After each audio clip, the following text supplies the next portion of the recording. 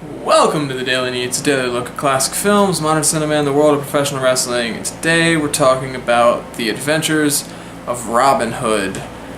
I want to say original, but I think there was still one before this one, but like the Errol Flynn 1930s Technicolor Adventures of Robin Hood.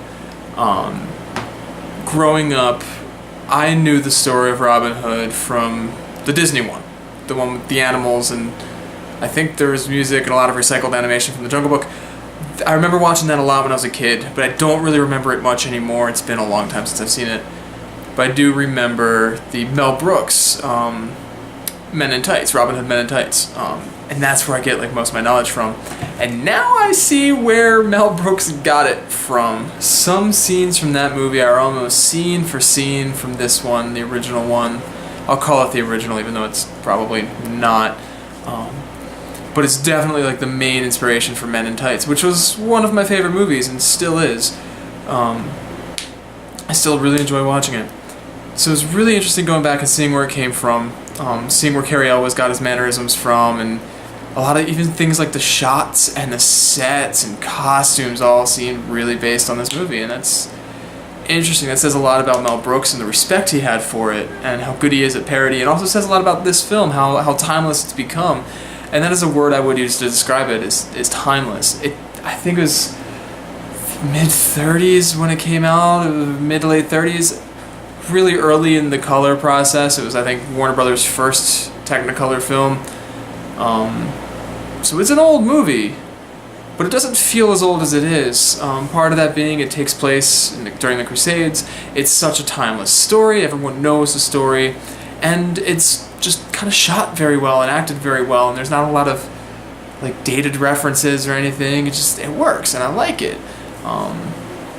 It was a really enjoyable ride. I'm not gonna say it's like the Citizen Kane of movies, but it's an enjoyable ride, and it's a nice change of pace from like the current action adventure movies we get. Like, just thinking the Batman vs Superman Extreme Edition Doritos version came out a few weeks ago, and it's like 4.5 hours long, and it looks like it was shot in black and white, even though technically it's in color, and it's dark and gritty. And then this is like bright, cheerful, lots of greens and reds, and everyone's cracking jokes and smiling and laughing. And even though like Robin's about to get into a fight, he's kind of like still jovial and happy. He's like, "Oh, it's time to fight now, woohoo!"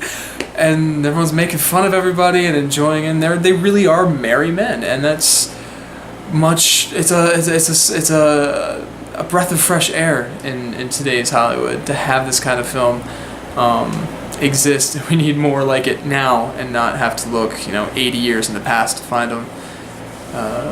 Yeah, it's a good ride. It's one I'm gonna add it to that ever-growing list of if I ever have kids movies to show them. I think I'll show them this version before the Disney one, just because it's real people and really doing stunts, some impressive stunt work as well, for the time. I wouldn't say it's quite on the level of like Buster Keaton, but it's good. Yeah, that's all I really want to say. I'll talk about sword fights real quick. This is the movie that changed how sword fights look in movies, and it became more of the clang, clang, clang, swipe, swipe, poke, clang thing, as opposed to like really slow, methodical, like fencing style sword fights.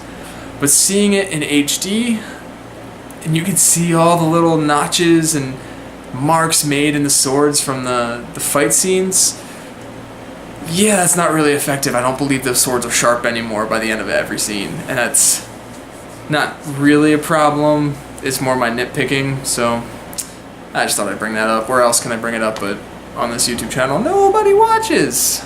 Yeah, so that's all I gotta say about that. Tomorrow, I'm going in a bit of a different direction. This one I've seen before, but it's been a while, and I've only seen it on cable, so it'll be a little different tomorrow, but that movie is Alien. Yeah, but until then, you can like, share, and subscribe. You can leave a comment in the comment section below. You can also follow me on Twitter at Daily Neitz, and until tomorrow, bye.